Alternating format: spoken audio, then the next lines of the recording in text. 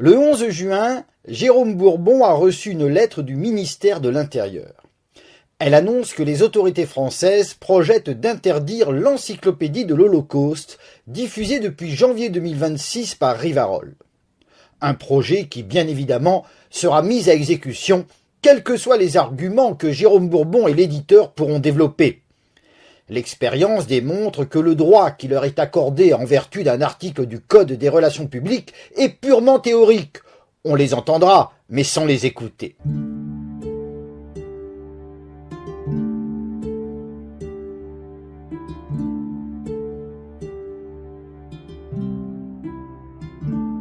Sachant que l'ouvrage n'est ni pédopornographique, ni une incitation au suicide, ni une promotion du terrorisme, les autorités n'ont pas le choix.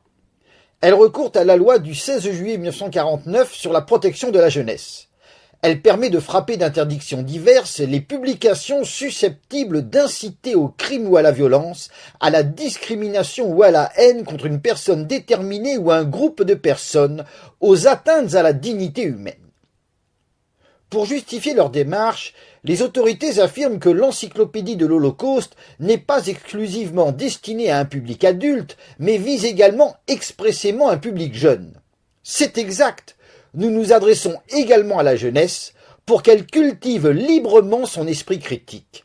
Et c'est ça que les autorités craignent. Les autorités poursuivent: cet ouvrage présente, à raison de la teneur des messages qu'il contient, un danger pour les mineurs qui pourraient l'acquérir ou le consulter. Quel danger? Réponse: incitation à la haine et à la discrimination, à porter atteinte à la dignité de la personne humaine et à commettre des crimes ou des délits. Pour justifier cette assertion, les autorités citent une quinzaine de passages extraits de l'encyclopédie de l'Holocauste. Sont-ils susceptibles d'inciter à la haine et à la violence? Afin que vous puissiez juger par vous-même, la lettre est consultable dans son intégralité sur le site archive.org ou sur mon Google Drive. Pour ma part, je juge qu'il n'incite ni à la haine ni à la violence. Il s'agit d'affirmations qui concernent l'histoire de l'Holocauste telle qu'elle est écrite depuis 1945. On n'y trouve aucune attaque contre les Juifs. Le mot juif n'y apparaît que 3 fois et jamais de manière péjorative ni polémique. Mais les autorités françaises s'en moquent. Le 11 juin 1990, devant le Sénat, le garde des Sceaux Pierre Arpaillange soutint le projet de loi antirévisionniste en lançant « Maurice Barrès disait que Dreyfus est capable de trahir, je le tiens de sa race. Les négateurs de l'Holocauste disent-ils autre chose ? Que l'extermination des Juifs soit une invention, nous le tenons de leur race. Pour ces pseudo-historiens, ce n'est pas la question de la vérité qui est en jeu, et il ne suffit pas, pour les combattre, de dénoncer leurs mensonges et de démontrer, une fois encore, la vérité de l'histoire. La négation de l'Holocauste n'est qu'une expression du racisme, plus habile, plus dissimulée que les autres, plus difficile à atteindre pénalement en l'état du droit, mais elle doit être poursuivie et sanctionnée pour ce qu'elle est, pour le mal qu'elle peut faire insidieusement. Peu après, le rapporteur de la loi, Charles Lederman, renchérit « J'ai estimé que la négation ou la minimisation du génocide perpétré par le nazisme ne relève pas de la saine critique historique et que, sous le couvert de la recherche historique prétendument scientifique, le révisionnisme a pour seul but de susciter l'antisémitisme. La législation actuelle est inadaptée à cette forme de propagation des thèses racistes, car souvent, l'expression de celle-ci est suffisamment prudente pour échapper à une sanction au titre des infractions prévues par la loi de 1881. Telle est la dialectique qui prétend justifier la censure du révisionnisme. Elle consiste à dire, même s'il n'attaque pas les Juifs de façon explicite, le révisionnisme de l'Holocauste est un mensonge forgé pour susciter l'antisémitisme. Par conséquent, il est susceptible d'inciter à la haine, et pour cette raison, il doit être réprimé par la loi. Cette dialectique pose comme principe et base de discussion que l'Holocauste serait une réalité historique solidement démontrée, donc que le révisionnisme serait un mensonge évident. Les élus qui ont voté la loi Guessot en étaient certainement tous persuadés. Mais avaient-ils vraiment étudié le sujet?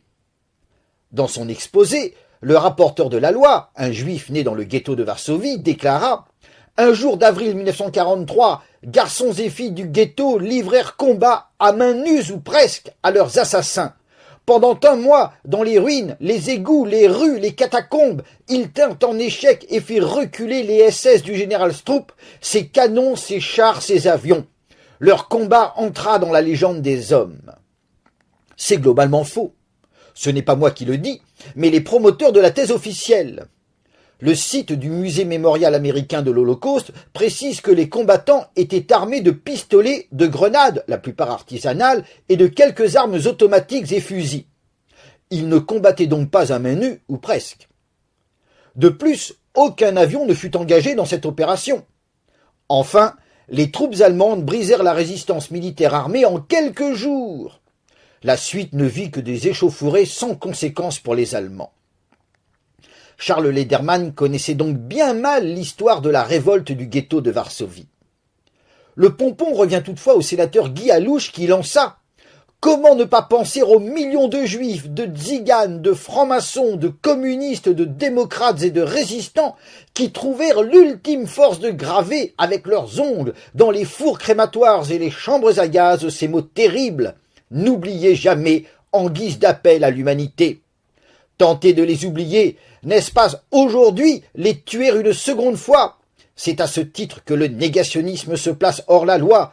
Il tente à jeter le doute sur la réalité des crimes contre l'humanité, de même que les auteurs de cette thèse manifestent un antisémitisme viscéral en tentant de réhabiliter l'idéologie et les auteurs de ces crimes au nom de la liberté académique et universitaire.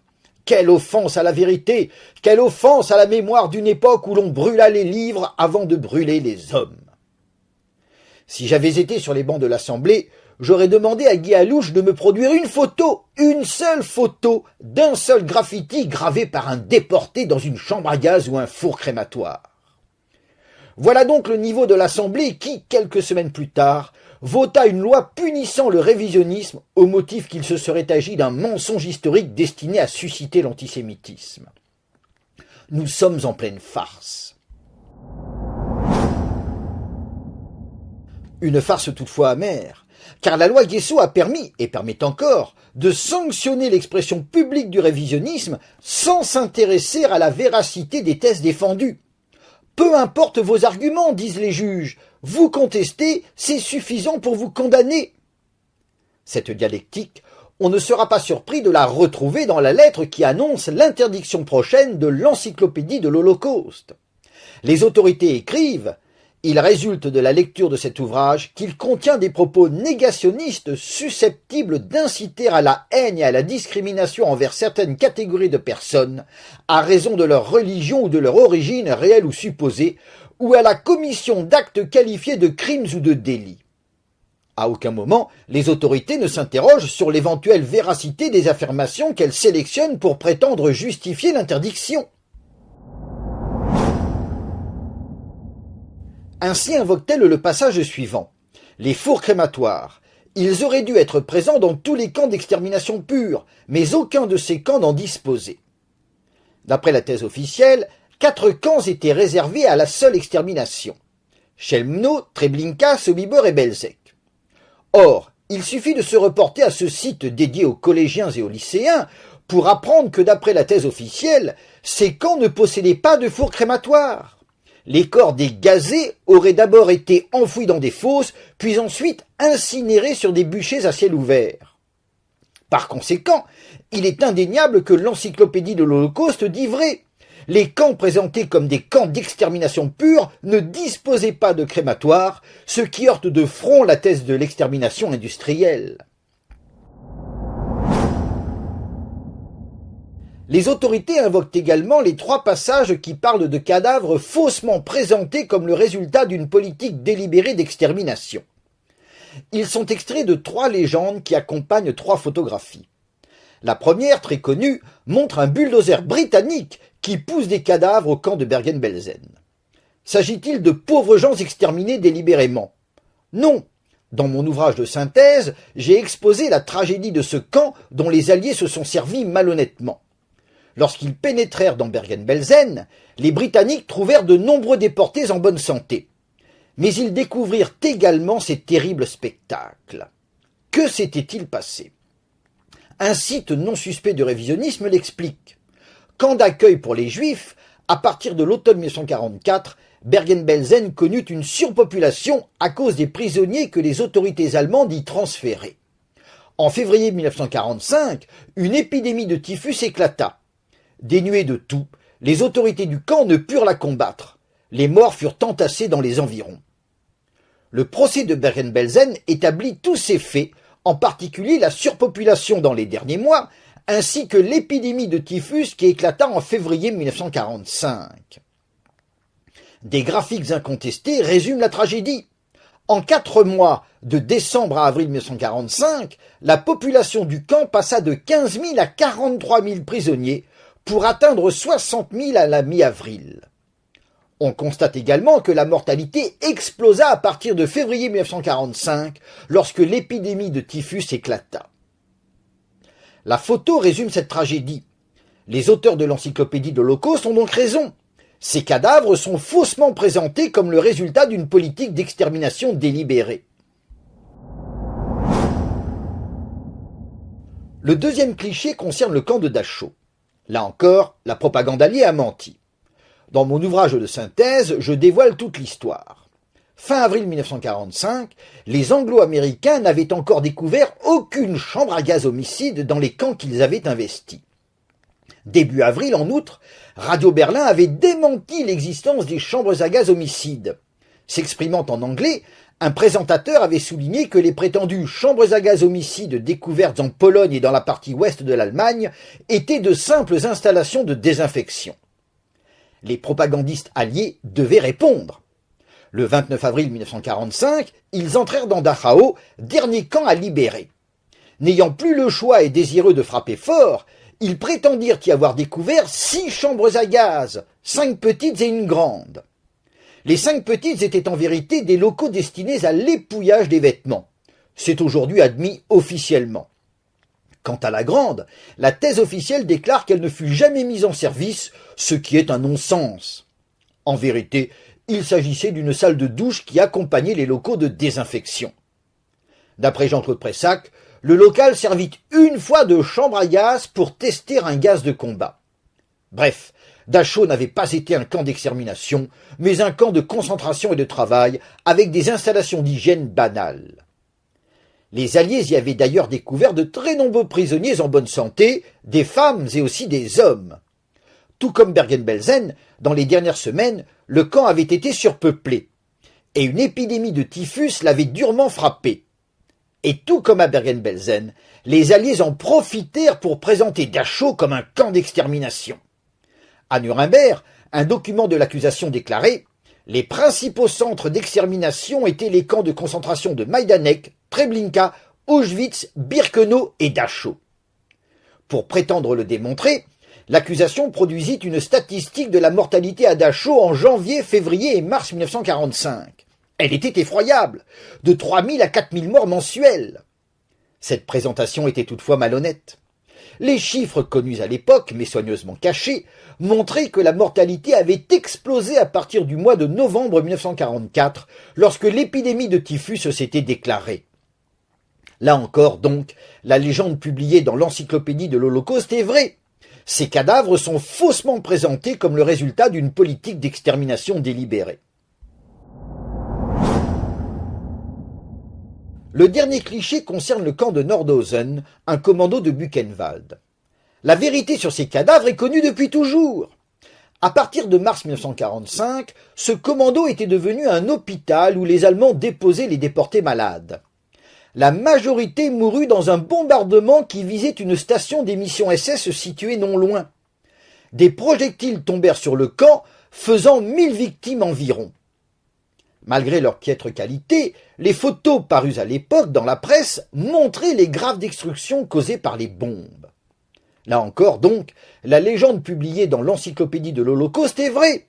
Ces cadavres sont faussement présentés comme le résultat d'une politique d'extermination délibérée. Pour décider l'interdiction, les autorités françaises invoquent également ce passage. Les messages radio envoyés par le camp d'Auschwitz au quartier général SS d'Oranienburg ayant été interceptés et déchiffrés par les Britanniques entre janvier 1942 et janvier 1943 parlent de décès occasionnels de détenus dus à des exécutions ou des évasions ratées, mais n'indiquent rien d'inhabituel tel qu'un meurtre de masse. Ma réponse aux autorités françaises est simple. Si c'est faux, alors les historiens accrédités peuvent le démontrer en produisant des messages qui concernent un massacre de masse. Ainsi pourraient-ils clore la discussion. Mais ils en sont bien incapables. Les autorités françaises sélectionnent aussi ce passage. Bien qu'il existe plusieurs documents, dont certains sont créés par les autorités du camp d'Auschwitz, qui utilisent le terme chambre à gaz ou des termes similaires, ils faisaient toujours référence à des dispositifs de fumigation si l'on replace ces documents dans leur contexte historique et bureaucratique. Ma réponse aux autorités françaises sera la même que précédemment. Si c'est faux, les historiens accrédités peuvent le démontrer en produisant un document, un seul, qui mentionnerait clairement en toutes lettres une chambre à gaz homicide. On m'objectera qu'ils en produisent, mais que les révisionnistes les ignorent. Dans mon ouvrage de synthèse, j'ai consacré une partie entière aux documents qu'en désespoir de cause, les historiens accrédités publient. Il s'agit de traces criminelles qu'en 1989, Jean-Claude Pressac brandit contre Robert Faurisson. Les révisionnistes n'eurent aucun mal à démontrer que leur valeur probante était nulle. Afin de ne pas être accusé d'esquiver la question, j'ai donné deux exemples flagrants. Un document d'Auschwitz sur lequel figure le terme cave à gazage et d'autres documents qui mentionnent des portes et des fenêtres étanches au gaz. Si vraiment des documents clairs existaient, alors les promoteurs de la thèse officielle ne seraient pas obligés de tromper le grand public. Or, en 2008, ils se rendirent coupables d'un mensonge éhonté. La veille du 70e anniversaire de la Nuit de Cristal, ils annoncèrent que dans un appartement de Berlin, des plans originaux du camp de Birkenau avaient été découverts, dont l'un désignait clairement une chambre à gaz, Gaskammer. Ce document fut présenté comme une preuve authentique du génocide systématiquement planifié des Juifs d'Europe. Mais en réalité, ce plan était connu depuis au moins 20 ans, car il avait été publié dès 1989 par Jean-Claude Pressac. Il montrait une installation d'épouillage pour camp de prisonniers. La chambre à gaz désignée comme telle était un local de désinfection des vêtements. À supposer que des documents originaux existent qui mentionneraient clairement des chambres à gaz homicides, les promoteurs de la thèse officielle n'en seraient pas réduits à de tels expédients. Toujours à l'appui de leur décision d'interdiction, les autorités françaises invoquent ce passage. En l'absence de traces matérielles d'armes et de victimes, et en raison de la rareté des documents prouvant, prétendument, l'existence et le fonctionnement des installations de massacre telles que les chambres à gaz et les fourgons à gaz, le récit orthodoxe de l'Holocauste repose principalement sur les témoignages. Les témoins constituent le socle de preuves sur lequel repose le récit orthodoxe. Dans un premier temps, je répondrai que les promoteurs de la thèse officielle reconnaissent l'absence de documents et de preuves matérielles. En 1996, ainsi, l'historien Jacques Bénac écrivit « Il faut reconnaître que le manque de traces entraîne l'incapacité d'établir directement la réalité de l'existence des chambres à gaz homicides. » 13 ans plus tard, en 2009, Robert Van Pelt déclara à propos d'Auschwitz « 99% de ce que nous savons, nous n'avons dans les faits aucune preuve matérielle qui le prouve. » Voilà pourquoi l'histoire officielle est bâtie avant tout sur des témoignages et des aveux. Pour s'en convaincre, il suffit de lire l'ouvrage « Les chambres à gaz secrets d'État ». Certains m'objecteront qu'il date de 1984, donc que depuis, la recherche a avancé. Je répondrai qu'il est toujours accessible sur le site antirévisionniste PHDN et que des historiens accrédités soutiennent cette mise en ligne.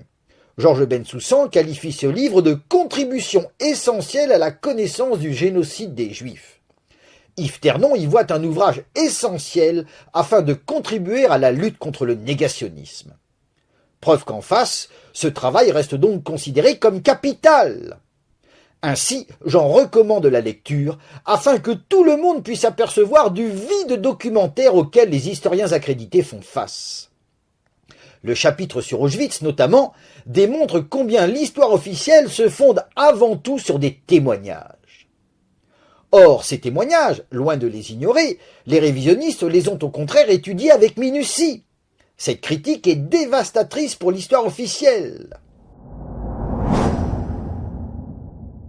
De façon révélatrice d'ailleurs, les autorités françaises appuient leur volonté d'interdire l'encyclopédie en invoquant ce passage de la 4e de couverture. L'encyclopédie ne se contente pas de résumer et d'expliquer les nombreux éléments qui composent le tableau général de l'Holocauste, mais elle relève également les preuves dont nous disposons pour confirmer ou contredire certaines notions. Il aurait fallu citer la suite. Près de 300 entrées présentent l'essence des témoignages importants. Ils sont tous soumis à la critique des sources, qui est l'outil le plus important dont dispose l'historien. Cela permet au lecteur de choisir quelles affirmations croire et lesquelles ne pas croire. La critique historique et la liberté d'esprit. Voilà ce qu'apporte l'encyclopédie de l'Holocauste. Or, c'est précisément ce que les autorités redoutent, surtout quand cette liberté se trouve chez les jeunes.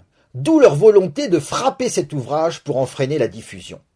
Dans leurs lettres, elles annoncent qu'en vertu de la loi sur la protection de la jeunesse, elles prononceront l'interdiction de proposer, de donner ou de vendre cet ouvrage à des mineurs, l'interdiction de l'exposer à la vue du public en quelque lieu que ce soit, et notamment à l'extérieur ou à l'intérieur des magasins ou des kiosques, et de faire de la publicité par voie d'affichage. L'interdiction d'en effectuer de la publicité au moyen de prospectus ou d'insertions publiées dans la presse, de lettres circulaires adressées aux acquéreurs éventuels ou d'émissions radiodiffusées ou télévisées. Remarque importante, même lorsque ces interdictions seront prononcées, la détention de ce livre restera légale. Par conséquent, j'invite les gens à se procurer au plus vite l'encyclopédie de l'Holocauste. Il s'agit d'un ouvrage essentiel pour le présent et pour l'avenir, afin de briser la tyrannie idéologique imposée par l'Holocauste. Plusieurs dizaines d'exemplaires sont encore disponibles auprès de Rivarol.